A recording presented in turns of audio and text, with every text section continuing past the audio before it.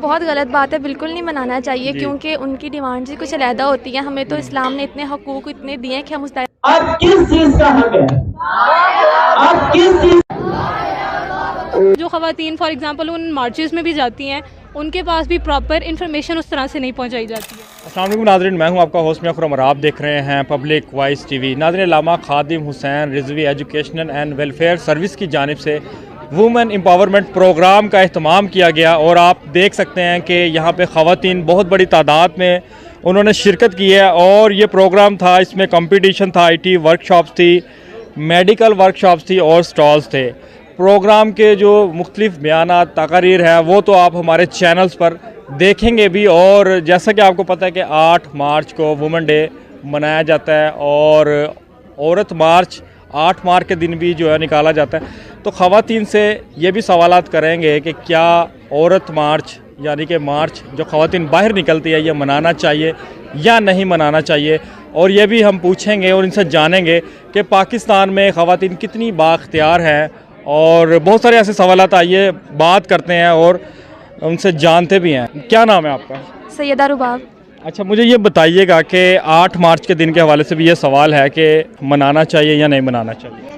یہ تو بہت غلط بات ہے، بالکل نہیں منانا چاہیے کیونکہ ان کی ڈیمانڈز کچھ علیحدہ ہوتی ہیں. ہمیں تو اسلام نے اتنے حقوق اتنے دیے ہیں کہ ہم اس دائرہ کار میں رہ کر بھی زندگی کے ہر فیلڈ میں بہت کچھ کر سکتے ہیں. اب آپ کو جس طرح یہاں پر اتنی جو فیمیلز اور وومن ساری آئی ہیں، ہر ایج سے بلانگ کرتی ہیں. میں خود ڈاکٹر بن رہی ہوں. ہم لوگ بھی دنیاوی تعلیم بھی حاصل کر رہے ہیں لیکن ہمیں اپنے اسلام کا بھی پتہ ہے، ہمیں اس کا بھی پتہ ہے. کبھی ہمیں کوئی روک ٹوک نہیں لگائی گئی.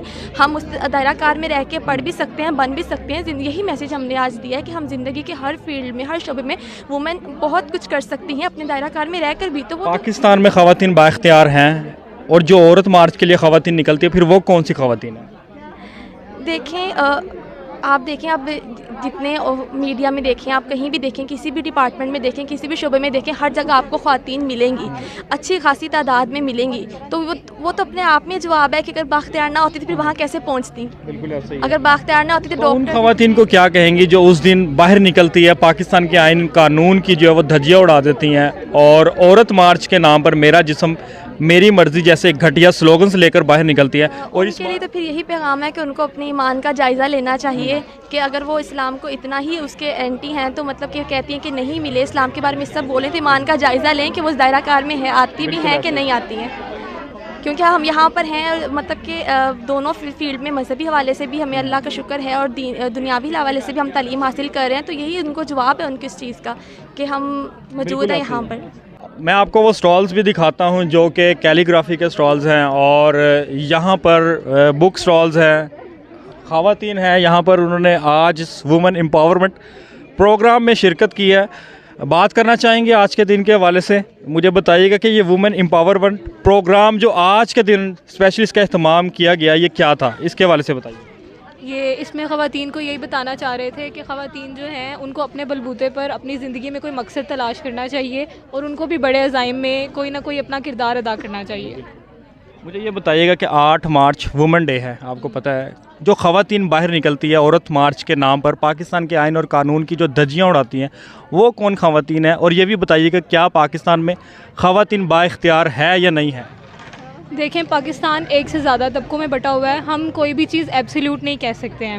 اس لیے ایسا ہے کہ جو خواتین فار ایگزامپل ان مارچز میں بھی جاتی ہیں ان کے پاس بھی پراپر انفارمیشن اس طرح سے نہیں پہنچائی جاتی ہے. ایسا نہیں ہے کہ وہ ساری کی ساری غلط ان کی سوچ ہے. لیکن جو عورت مارچ کے نام پر ہوتا ہے وہ تو آپ دیکھتی ہیں گھٹیا قسم کے سلوگنز لے کر باہر نکلتی ہیں. اور دیکھیں، میرا جہاں تک ماننا ہے وہ یہی ہے کہ ایکسٹریمزم دونوں سائڈز پہ ہوتا ہے، چاہے وہ مذہبی سائڈ ہو. آپ یہ کہتی ہیں کہ جو لبرل سیکولر لوگ ہیں اس میں بھی شدت پسندی ہے؟ ظاہری بات ہے، ہر دونوں سائڈ پر شدت پسندی ہے. اصل میں اسلام کا تو راستہ ہی میانہ روی کا ہے نا. چاہے دین میں سختی ہو یا چاہے آپ لبرلزم کی طرف جائیں، آپ کو درمیانی راستہ چننا چاہیے. نہ آپ کو اس طرح عورت مارچ یا اس کی جو بھی ایجنڈا ہے اس پہ چلنا چاہیے اور نہ ہی بالکل ایکسٹریمزم کی طرف چلے جانا چاہیے.